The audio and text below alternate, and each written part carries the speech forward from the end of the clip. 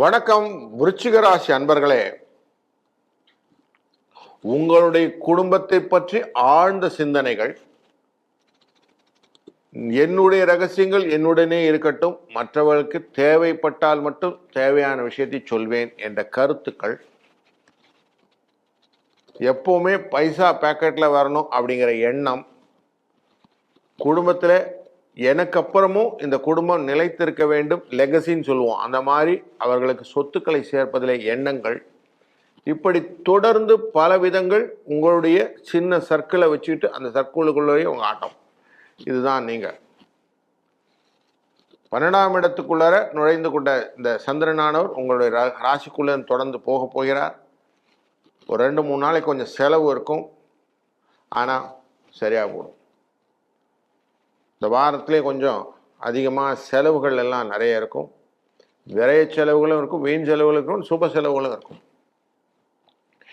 2ஆம் இடம் அப்படிங்கிறது நார்மலாக சொல்லுவோம் குடும்பஸ்தானம், வாக்குஸ்தானம், தனஸ்தானம் அப்படின்லாம் சொல்லுவோம். உங்களுடைய பேச்சுக்கள் எல்லாம் உங்களுக்கு லாபத்தை கொடுப்பதாகவும் சுகத்தை கொடுப்பதாகவும் உங்களுடைய பலத்தை பெருக்குவதாகவும் அமைவதற்கு தான் குருவானவர் ரிஷபராசியிலேருந்து உட்கார்ந்து பார்த்துட்டு இருக்கிறாருங்க.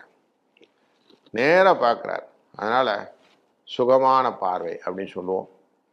தன்னுடைய தன்மையால் உங்களுக்கு செய்யக்கூடிய நன்மையான காரியம் என்னென்னா வாழ்த்துக்களை நேராக கொடுத்துட்டார். இதனால் இல்லற சுகம் உண்டு, மனைவியுடன் சகராறு கிடையாது, நீங்கள் சொன்ன சிரிச்சிட்டு போயிடுவாங்க, ஒன்றும் ப்ராப்ளம் இல்லை. அதுவே உங்களுக்கு பெரிய ரிலீஃபு. நீங்கள் செய்யக்கூடிய காரியங்களுக்கும் 10ஆம் இடத்துக்கு தொழில்காரர் உட்கார்ந்துருக்கிறாரு பார்த்தீங்களா, 6ஆம் இடத்துல உட்கார்ந்துருக்கிறார். ஆனால் தொழிலில் நல்ல விருத்தி உண்டு, நல்ல லாபம் உண்டு. ஆனால் சந்தோஷமாக இருக்கலாம், கவலைப்பட வேண்டாம். அது எப்படிங்க நான் சந்தோஷமாக இருந்தேன், அதெல்லாம் இல்லைங்க அப்படின்னு சொல்கிறது என் காதில் விழுது. ஏன் தெரியுமா? அந்த 5ஆம் இடம் அப்படிங்கிறதுல அங்கே தான் குழந்தை ஸ்தானம், பாக்யஸ்தானம் அப்படிங்கிறோம். என் பாக்யஸ்தானத்தில் உட்கார்ந்துருக்கிறது யாரெல்லாம் பாருங்கள், சனி பகவான், சுக்கிர பகவான், ராகு பகவான், புத பகவான் எல்லாம் சேர்ந்து உட்கார்ந்துருக்கிறாங்க. புத்தி ஆனது குறைந்திருக்கிறார், நீச்சுத்தன்மையில் வேறு உட்கார்ந்துருக்கிறார். அப்போ பாருங்கள், எவ்வளோ கொடுத்தாலும் போராது அப்படிங்கிற மனசில் வந்துடும். 12ஆம் இடத்துக்காரர் இருக்கிறதுனால எதிர்பார்த்து ஏமாற்றங்கள் வரும். ராகு இருக்கிறதுனால பெருசாக எதிர்பார்க்கும், உழைக்காத காசு கிடைக்குமான்னு எதிர்பார்க்கும். இதனால ஃப்ரஸ்ட்ரேஷன் உங்களுக்கு. மகர ராசியை குரு தன் பார்வையால் பார்த்து கொண்டிருக்கிறார் அப்படின்னு பார்க்கிறோம். அதே போல அந்த மகர ராசி செவ்வாயும் பார்த்து கொண்டிருக்கிறான்னு பார்க்க முடியும் 9ஆம் இடத்துலேருந்து. கும்பராசியை பார்க்கக்கூடதும் இந்த செவ்வாய் பார்த்து கொண்டிருக்கிறார். அதை உங்கள் ராசிநாதனை பார்க்கிறார். பாருங்க, உங்க ராசிநாதன் பார்த்து கொண்டிருக்கிற இடமானது உங்களுக்கு முயற்சிகளையும் சந்தோஷத்தையும் கொடுப்பதாக அமையணும். நீங்க என்ன பண்றீங்க, அதிர்ஷ்டத்தை நம்பி இருக்கிறீங்க. புரியுதுங்களா? உங்க ஃபெயிலியர் என்னன்னு தெரிஞ்சிச்சா? முயலாமல் சும்மா உட்கார்ந்து இருக்குது. வீணே உட்கார்ந்து இருந்தா கிடைக்குங்களா? அங்கதான் நீங்க தப்பு பண்றீங்க. அதனால கொஞ்சம் எனர்ஜியா அப்படின்றது நீங்க போடுங்க, மற்றது சுவாமி கொடுக்கும். பார்வதியும் பரமசிவனும் ஒரு நாள் ஒரு ஏழைக்கு பைசா கொடுக்கறதுக்கு ட்ரை பண்ணுறாங்க அப்படின்னு ஒரு கதை உண்டு. அதில் வைரக்கல்லை கொடுக்குறார் சுவாமி. இவன் வைரக்கல்லுன்னு தெரியல, தூக்கி போட்டுறான்.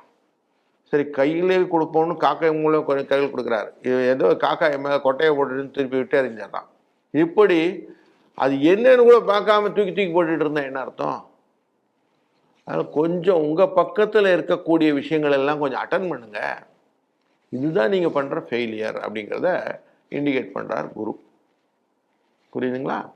அப்போ நமக்கு என்ன ஸ்ட்ரென்த்து அப்படின்னு தெரிஞ்சுக்கிட்டு அந்த ஸ்ட்ரென்த்துலேருந்து ஆப்பர்ச்சுனிட்டி தேடுங்க. அப்போ லைஃப்பில் முன்னேற்றத்துக்கான வழிகளை நீங்கள் பக்கத்திலேயே வைத்து கொண்டிருக்கிறீர்கள். அப்படிங்கிறதுனால 2ஆம் ஸ்தானாதிபதி 7ஆவதுலேருந்து பார்த்துக்கிட்டு இருக்கிறாரு அப்படின்னு சொன்னேன். குடும்பத்திலேயே இருக்குது. உங்கள் வாழ்க்கையில் எப்படிலாம் முன்னுக்கு வரணும் வழி. இந்த வாரத்திலே சந்திரனானவர் மனோகாரகன் அப்படிங்கிறவர் அந்த தனுசு ராசிக்குள்ளே போகிறார். உங்கள் மனசை அதில் கொஞ்சம் செலுத்துங்க. ஃபேமிலி டைம் கொஞ்சம் ஒதுக்குங்க. நிறைய விஷயங்கள் குடும்ப தொழில், குலத்தொழிலெலாம் சொல்கிறீங்களே, அந்த தொழிலெல்லாம் நீங்கள் எடுத்து செய்யக்கூடிய வாய்ப்புகள் எல்லாம் கிடைக்கும். இதெல்லாம் வந்தால் உங்களுக்கு நல்லது நடக்கும் அப்படிங்கிறதும் இருக்குது. அதனால் உங்களுக்கு சக்ஸஸ் ஸ்டோரி இருக்கிறதுனால இந்த வாரத்தில் அவசியம் 5ஆம் எண் அப்படிங்கிறதையும் 7ஆம் எண் என்பதையும் நீங்கள் அதிர்ஷ்ட எண்ணாக பயன்படுத்துவதும், இந்த வாரத்தின் ராசிநாதனாக உங்களுடைய முருகப்பெருமானே அப்படியே கட்டியாக பிடிச்சிக்கிறதும், இந்த வாரத்தில் சஷ்டி வேறு வருது, அதனால் அப்படி காலை பிடிச்சிக்கிறது, வேல்மாறல், கந்த சஷ்டி கவசம், கந்தகுரு கவசம்லாம் விடாமல் சொல்கிறது, அப்படிலாம் சொல்லிகிட்டே வந்தீங்கன்னா நல்லது நடக்கும். சிவப்பு கலர் நல்ல ஒரு நிறமாக உங்களுக்கு பலனை கொடுக்கும். இந்த வாரத்திலே உங்கள் வாழ்க்கையின் சூட்சமத்தை புரிந்து வாழ்க்கையை தெளிவடைய அந்த இறைவன் முருகப்பெருமான் உங்களுக்கு அருள் புரியட்டும். வாழ்க வளத்துடன்.